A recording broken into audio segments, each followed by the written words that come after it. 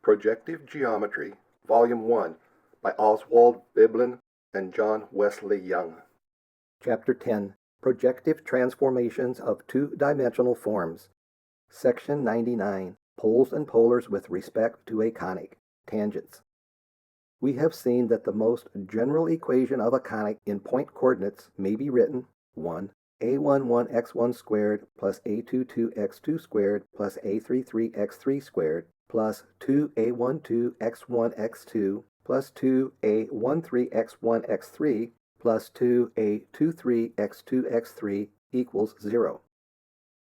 The result of the preceding section shows that the equation of the same conic in line coordinates is 2a11u1 squared plus a22u2 squared plus a33u3 squared plus 2a12u1u2 plus 2a13u1u3 plus 2a23u2u3 equals 0, where aij is the cofactor of a sub ij in the determinant a11, a12, a13, a12, a22, a23, a13, a23, a33.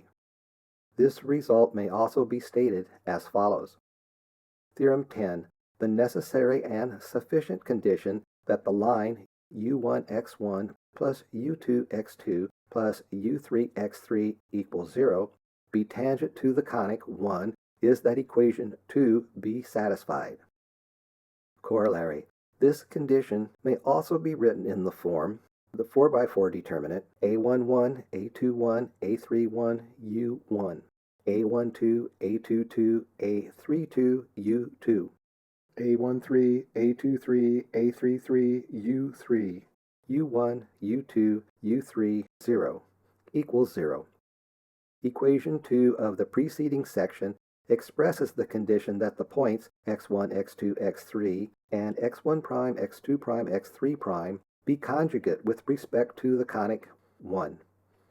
If in this equation x1', x2', x3' be supposed given, while x1, x2, x3 is regarded as variable, this condition is satisfied by all the points of the polar of x1', x2', x3' with respect to the conic, and by no others.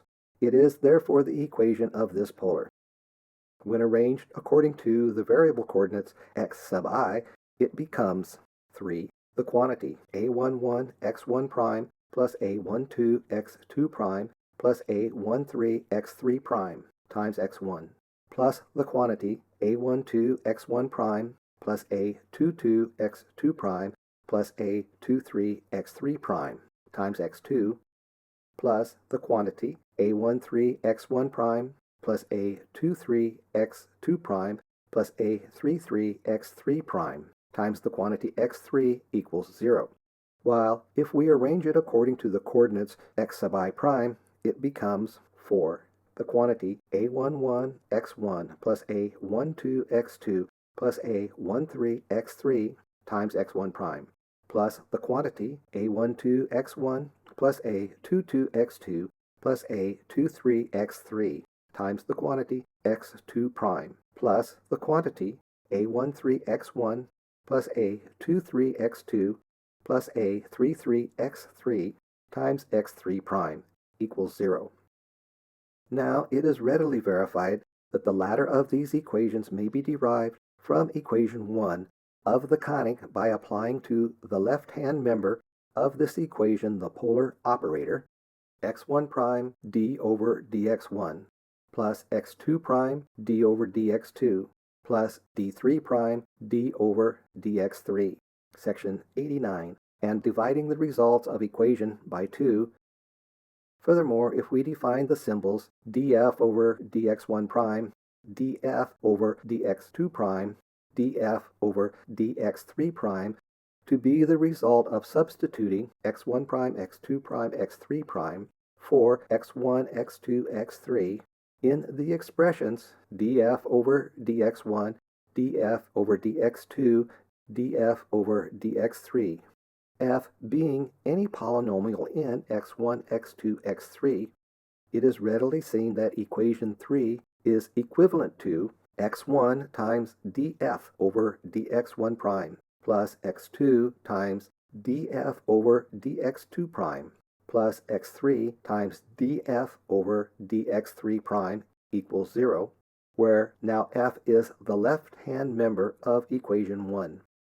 This leads to the following theorem. Theorem 11.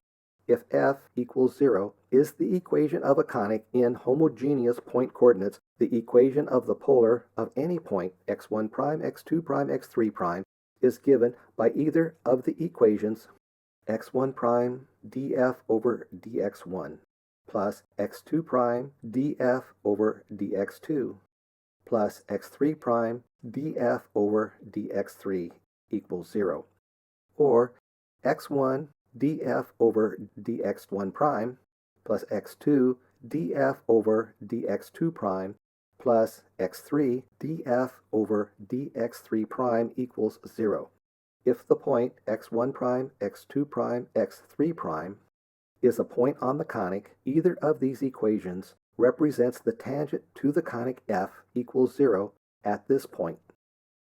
Projective Geometry, Volume 1. This book was written by Oswald Veblen and John Wesley Young.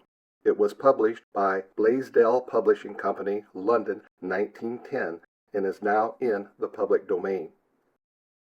It is read by Jim Renholt, with programming and illustration by Jim Renholt, 2019. Thank you for listening.